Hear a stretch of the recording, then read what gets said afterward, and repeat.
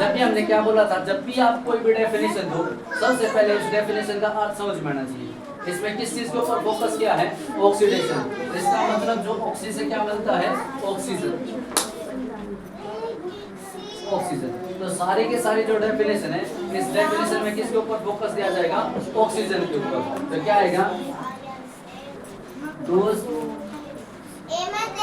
Chemical reaction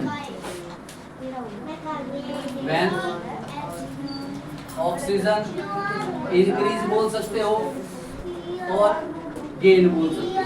तो oxygen को क्या कर सकते हो? इंक्रीज दिखा सकते हो या गेन कर सकते हो। एंड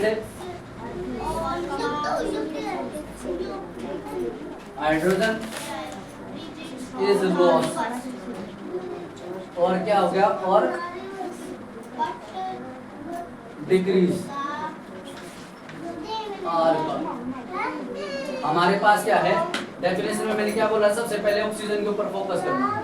अब हमने क्या किया है? Those chemical reactions when oxygen को आप इंक्रीज कर सकते हो या गेन कर सकते हो। जो भी आपको बड़ा अच्छा लगे आप वो ऐड कर सकते हो। इंक्रीज अच्छा लगे तो इंक्रीज ऐड कर सकते हो, अगर गेन अच्छा लगे तो गेन ऐड कर सकते हो।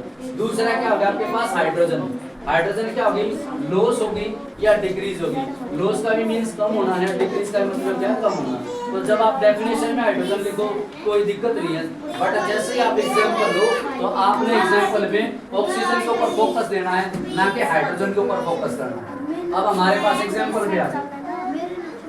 जैसे हमने एग्जांपल दिया C+O2, तो क्या हो गया? CO2। अब ये सारे के सारे क्या हैं? एलिमेंट की फॉर्म में। ये भी क्या हो गया? एलिमेंट की फॉर्म में।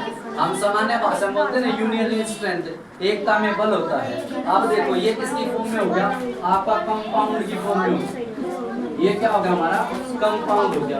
अब देखें तो कार्बन यहाँ पे 1 है, ऑक्सीजन यहाँ पे 2 है, और जैसे इसने ये जो प्रोडक्ट बनाया इसमें भी कार्बन 1 है, इसमें भी ऑक्सीजन 2 है।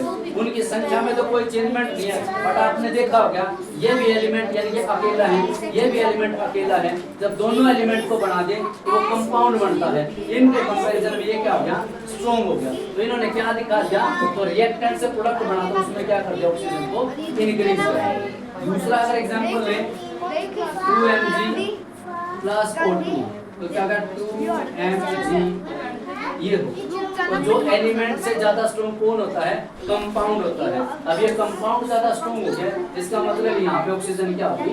इंक्रीज होगी। और मैंने डेफिनेशन में क्या लिखा है? डेफिनेशन में ये चीज लिखी है कि आपकी ऑक्सीजन इंक्रीज होती है और हाइड्रोजन डिक्रीज होती है। तो बट आपने क्या था? ये वाली इसमें तो लिख दी हमने, पर जो एग्जाम्पल लिया है हमने उसके अंदर कोई भी जो हाइड्रोजन है ना उसको नहीं दिखाया है। हमने सिर्फ किस किस को दिखाया है? ऑक्सीजन को दिखाया है। तो हमने फोकस किसके ऊपर किया है? ऑक्सीजन के ऊपर फोकस किया।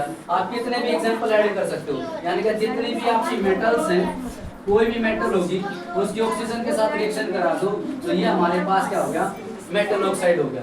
ये जो मेटल ऑक्साइड है, इस मेटल ऑक्साइड में आपकी ऑक्सीजन क्या करती है? इंक्रीज करती है। इसी को हम क्या बोलते हैं? Oxidation reaction. तो क्या हो गया?